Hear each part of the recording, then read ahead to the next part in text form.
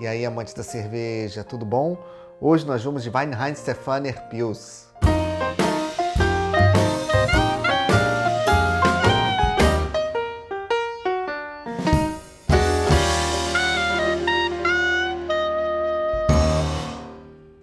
E vamos agora aproveitar o mês de setembro, já que estamos nessa longa jornada dentro do universo das cervejas alemães, para degustar o primeiro rótulo que temos oportunidade aqui no canal, da Weihenstephan, aquela que pode ser a cervejaria mais antiga do mundo, datando de 1040.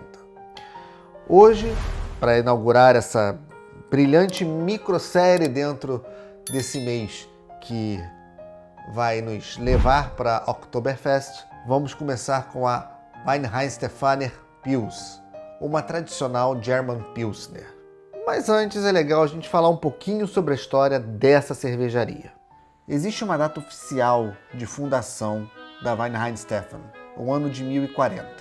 Teoricamente, esse é o ano em que a cervejaria recebeu uma licença para comercializar a produção.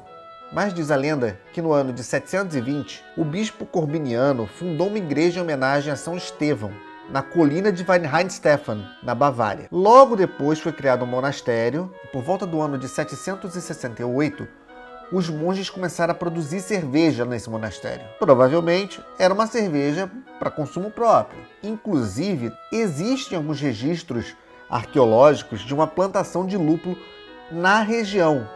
Isso indicaria que a Weihenstephan seria uma das primeiras cervejarias, ainda que monastérica, a utilizar o lúpulo.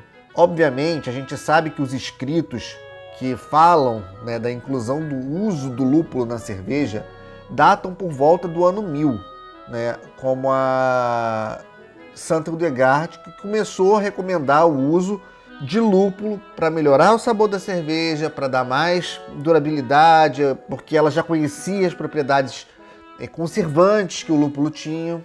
Então, a própria história da Weihenstephan, ela meio que está entrelaçada com essa história da cerveja que a gente conhece hoje, com essa história da cerveja ali na época medieval, a partir dessa produção monastérica, a partir dessa cerveja de abadia, desse embrião da produção da cerveja dentro das igrejas, dos monastérios, que foi onde começou o uso de lúpulo na cerveja, e provavelmente a Weihenstephan foi uma das primeiras cervejarias, ainda nesse tempo, a utilizar o lúpulo nas suas receitas.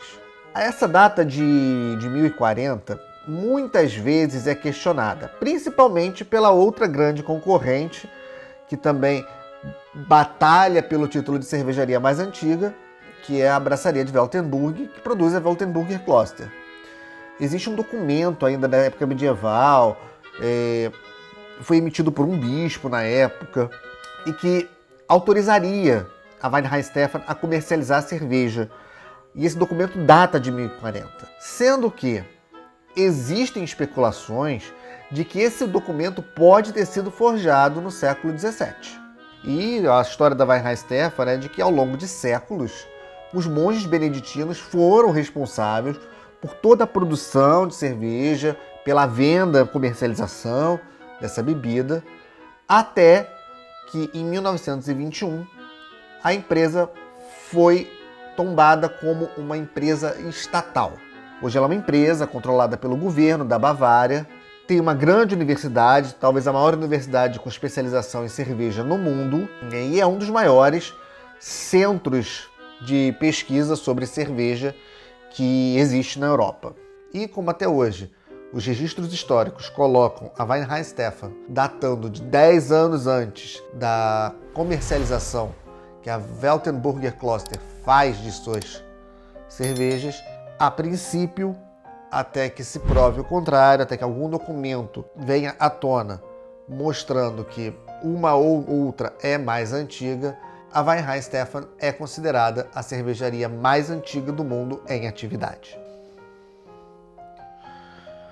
É um rótulo sem muitas informações.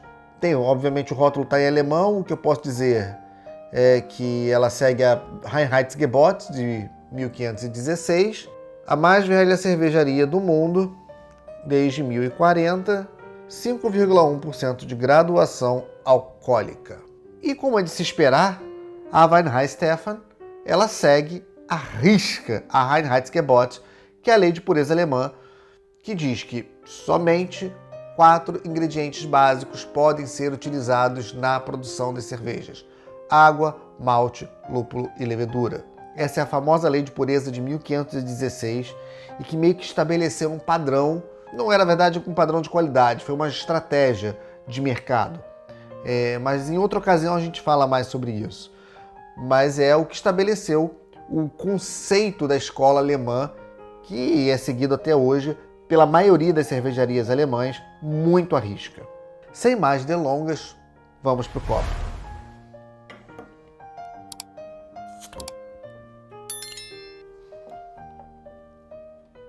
Bela fumacinha.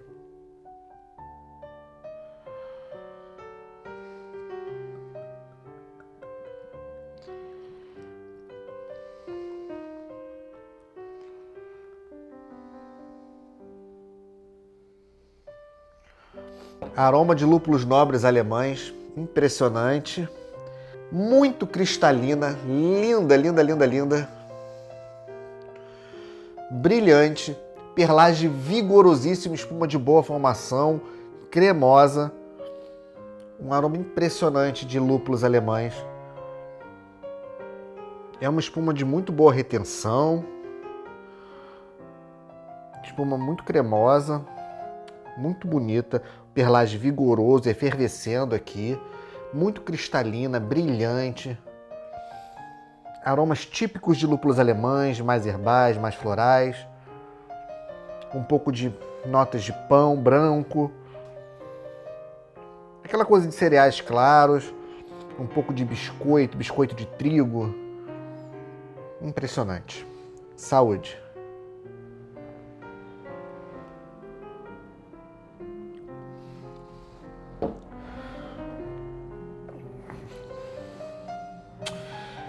É difícil falar de uma cerveja tão bem feita, tão espetacular.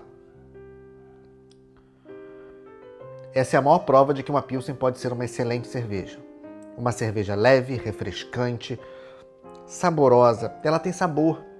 Ela vai além do malte. Você sente o malte aqui, você sente essa pegada de grãos claros, pão branco. Mas e o lúpulo no fim de boca, que vem assim, preencher com aquele amargor não imponente, mas presente. Aquele amargor um pouco mais limpo, com toques herbais e florais. Incrível.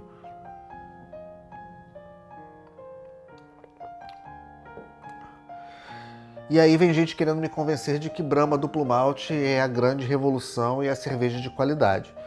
Cerveja de qualidade, sinto muito dizer, é Weihenstephan. Não tem nem como comparar isso aqui, é um primor. É até uma ofensa comparar o que a gente tem na gôndola de supermercado com uma Pilsner verdadeira, extremamente bem feita, com um know-how de 1000 anos de tradição e história cervejeira e com os insumos de qualidade que são utilizados aqui. Essa é a grande diferença. É difícil falar, inclusive, por exemplo, separar iniciantes e iniciados aqui, porque é uma cerveja tão bem feita, tão espetacularmente beirando a perfeição, que vai agradar tanto os iniciantes quanto os iniciados. Os iniciantes vão encontrar aqui eles vão estar pisando num terreno em que eles conhecem. É uma cerveja, uma Pale Lager. Ela é uma Pale Lager do estilo German Pilsner. As American Lagers, que são as tipo Pilsen de gôndola de supermercado, a cerveja de boteco, não deixa de ser uma Pale Lager. Obviamente não tem nem como comparar as cervejas, são de qualidades diametralmente opostas. Aqui nós temos uma cerveja com insumos de qualidade, com preparo de qualidade, com a expertise de quem sabe fazer cerveja como ninguém. Tanto que eles têm uma universidade cervejeira. A Universidade Weihenstephan hoje é considerada a principal escola de cerveja no mundo.